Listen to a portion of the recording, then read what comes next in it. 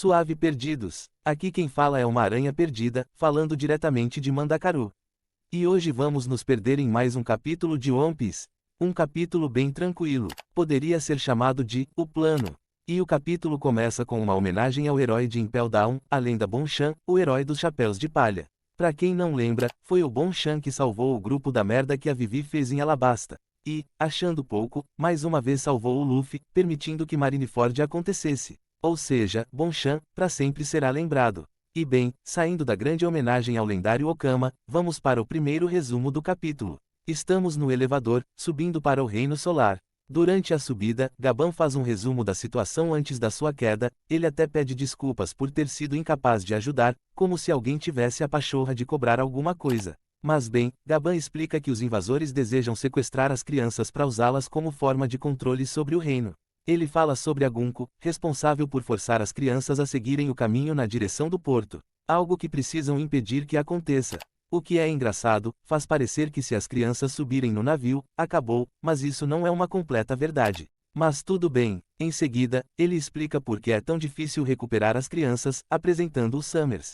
Bigaban revela que o Summers comeu a fruta da sarça e consegue criar ramos de espinho invisíveis, o que torna o resgate muito difícil.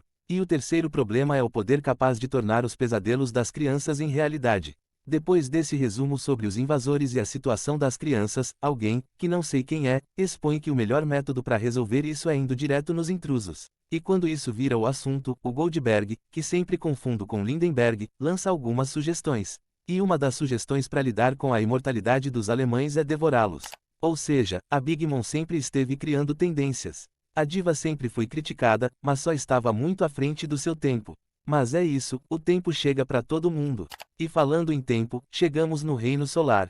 O grupo mal pisou no lugar e já ficou em choque. Ouvir o Gaban falar sobre o poder de transformar o pesadelo em realidade não foi o suficiente para compreenderem a dimensão da situação de Elbaf. E sobre o caos de Elbaf, não sei porquê, mas adorei esses cavaleiros. Muito bem, enquanto o pessoal estava em choque com a situação, veio o Kashi, sabe-se lá de onde. E, juntinho, veio o novo resumo. O propósito do Kashi não é só resumir a situação, ele também veio separar o grupo. Então, o resumo começa pelo fim, ou seja, falando sobre a situação do Dory e Brog que estão marchando com um grupo de gigantes transformados na direção de Jaru. Aqui ele faz uma pausa para avisar o Road que o seu irmão, Bjorn foi um dos capturados que estão a caminho do porto. Road se desespera e corre para salvar o irmão. Gerd e Goldberg perseguem ele. O próximo a se separar é o Sanji, que busca encontrar a Robin e a Nami. Kashi indica onde ele deve ir para achar o seu grupo. Agora somos 3, Zoro, Stansen e Hairudin. E para o trio, Kashi faz um resumo mais comprido, dessa vez temos um mapa em tempo real de tudo o que está acontecendo. Inclusive, para quem está achando que tudo está acontecendo só em um galho, só na Rota 8, entenda que isso não é a verdade. O conflito principal está acontecendo no galho da Rota 8, porém, todas as vilas estão sendo atacadas. Acontece que o Oda não é um psicopata de desenhar um mapa de toda a Elbaf, até porque não precisa. Dito isso, vamos ao mapa, puxando da direita para a esquerda. Assim, começamos na escola e na biblioteca. E uma coisa curiosa, até esse capítulo, eu jurava que a biblioteca da coruja estava empoleirada no tronco da árvore. Enfim, a escola e a biblioteca estão em chamas. Seguindo para a esquerda, vemos onde o Saulo está, vemos onde os chapéus de palha estão, com um bônus, já que o Brook sumiu. E dando um pouco de foco nesse sumiço do Brook, porque de cara já me irritou um pouco. Afinal, o cara fugiu, mas não ajudou os coleguinhas. Um belo de um arrombado. Porém, o método de fuga não serviria para os outros. Por ser um esqueleto, Brook deve ter se desmontado inteiro. E os outros não podem fazer isso. Bem, seguindo pela rota, vemos as crianças que não estão nem perto do porto ainda. Se continuar nesse ritmo, também não vão chegar. O detalhe das crianças é o Colum colocando na cabeça delas que são guerreiros. E falando sobre guerreiros, seguindo por um caminho paralelo à Rota 8, temos Ripley liderando uma galera. Ela e o seu grupo estão correndo em linha reta na direção do porto. Um pouco mais à frente da Ripley, seguindo na direção da Vila do Oeste, está o grupo do Brog. Na Vila do Oeste temos o Jaru esperando os inimigos, na ponta da Rota 8, porque ele já não tem mais idade para estar correndo por aí. E, no meio disso tudo, na parte superior, temos o grupo do contra-ataque chegando. Bom, essa é a situação atual e, seguindo a partir daí, temos o Jaru fazendo um discurso para toda Elbaf. O velho começa resumindo o incidente de 14 anos e inocentando o Loki, que, por um lado, é um problema terrível. Existem dois motivos para o Loki não aceitar ou ser aceito como o rei de Elbaf. Obviamente, o primeiro é a culpa pelo crime de matar o rei e a segunda é que o Loki jamais seguiria os ensinamentos do Harald. Porque, se fossem esconder o culpado pela morte do rei, o Loki teria que manter uma certa educação com o governo que ele já odiava desde a época do Shebeck. Agora, a partir desse capítulo, todos os motivos que impedem o Loki de ser rei foram obliterados. Sem falar que o Loki vai entrar na luta e vai ter uma contribuição absurda nessa batalha. Por outro lado, temos a questão do Hairudin. Fui pesquisar para ter certeza. Não achei uma tradução perfeita, mas fiz o que dava. E o que achei é que o sonho do Hairudin é ser o rei dos gigantes. Ou seja, o seu sonho engloba todos os gigantes. Então, o Loki pode assumir o trono de Elbaf, porque o rei de Elbaf é inferior ao rei de todos os gigantes. Apesar de que, não imagino o Loki aceitando ser rei. Mas, é isso. Veremos como as coisas acontecem. Bem, continuando com o discurso do velhote, ele veio e botou a espada na mesa e mandou medir.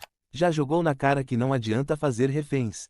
Que isso não vai mudar nada. E já tínhamos visto isso antes, quando Loki aceita que os seus amigos vão morrer no submundo, mas promete se vingar. É basicamente o que o Jarul está fazendo.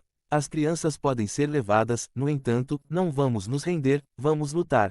E ainda digo mais, se a profecia está certa, pode ficar ciente de que Elbaf não fecha com gente traíra. Só faltou dizer, sou muito mais única, falo mesmo.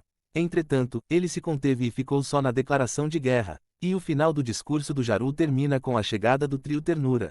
Zoro, Stansen e Hairudin acabam chegando pelas costas dos gigantes transformados e, como já sabem, não podem chegar perto deles. Porém, nem tudo está perdido. Temos o menino Zoro em mais um episódio da série, tem um plano. O que deixou muita gente afoita. Pessoal está muito apegada ao Zoro do Velho Testamento. O Zoro do passado era um cara que contava com a sorte na maioria das vezes. Quando não era sorte, a ideia era arrancar alguma parte do corpo. Dito isso, o Zoro no presente é completamente diferente. Todos os seus planos envolvem alguém o arremessando. Pode buscar na memória. Dressrosa, Wano, Egghead e, obviamente, hoje não será diferente. Ou seja, o Zoro vai pedir para o Hairudin o jogar por cima dos gigantes demônios. E digo mais, se não acontecer isso, é porque o Oda perdeu o brilho. Bom, é isso. Não vou ficar forçando o conteúdo. O capítulo é um super resumo para organizar o mapa e evitar confusões. Além de pontuar e organizar o futuro.